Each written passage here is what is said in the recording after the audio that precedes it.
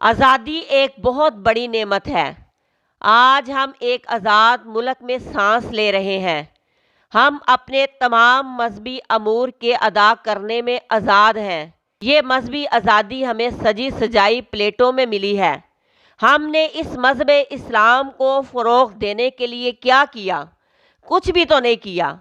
ذرا ابتدائی اسلام کا منظر آنکھوں کے سامنے لاؤ اور دیکھو کہ کس طرح مسلمانوں کو اسلام کا کلمہ پڑھنے پر بھی کفار سزائیں دیتے تھے۔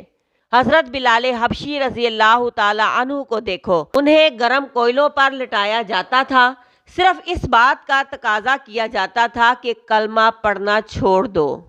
لیکن اس کے برعکس حضرت بلال حبشی خدا کا نام بلند کرنے سے رکتے نہیں تھے۔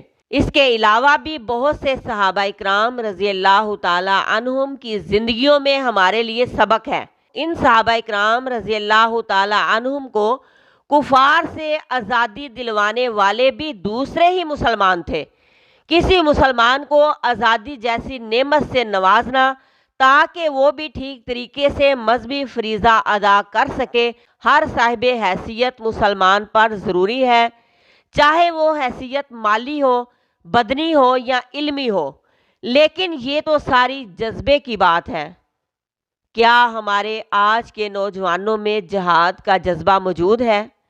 ہمارا آج کا نوجوان تو اس دین پر عمل کرنے کے لیے بھی تیار نہیں جو اسے سجا سجایا ملا ہے۔ اس کو تو دین پر عمل کرنا ہی بڑا مشکل لگتا ہے۔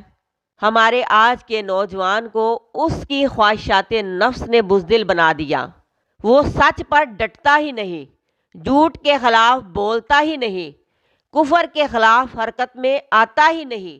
ہمارے آج کے نوجوان کو یہ بات ذہن میں رکھنی چاہیے کہ جب اسلام آیا تو اس کے پیروکار صرف چند لوگ تھے، لیکن ان کے جذبے اور اسلام سے محبت نے انہیں اس قدر کامیاب اور بلند کیا کہ وہ دنیا میں پھیلتے اور بڑھتے گئے۔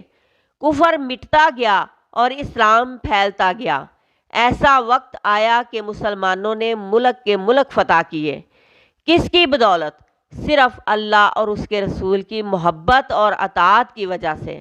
ایسا صرف وہی مسلمان کر سکتا ہے جس کے دل میں دوسرے مسلمان کی خیر خواہی کا جذبہ ہو۔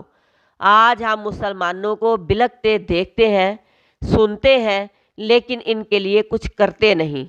ہم مسلمان ہو کر بھی اتنے بزدل کیسے ہو سکتے ہیں؟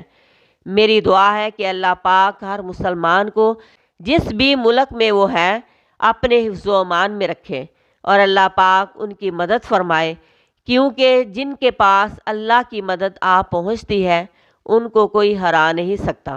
ارشاد باری تعالیٰ ہے، انہیں اللہ کی راہ میں جہاد کرنا چاہیے۔ وہ جو دنیا کی زندگی بیچ دیتے ہیں آخرت کے بدلے، اور جو شخص اللہ کی راہ میں جہاد کرتے ہوئے شہادت پا لے یا غالب آ جائے، یقیناً ہم اسے بہت بڑا ثواب عطا فرمائیں گے۔ بھلا کیا وجہ ہے کہ تم اللہ کی راہ میں اور ان ناتواں مردوں، عورتوں اور ننھے ننھے بچوں کے چھٹکارے کے لیے جہاد نہ کرو، جو لوگ دعائیں مانگ رہے ہیں کہ اے ہمارے پروردگار ہمیں ان ظالموں کی بستی سے نجات دے اور ہمارے لیے خود اپنے پاس سے حمایتی مقرر کر دے اور ہمارے لیے خاص اپنے پاس سے مددگار بنا۔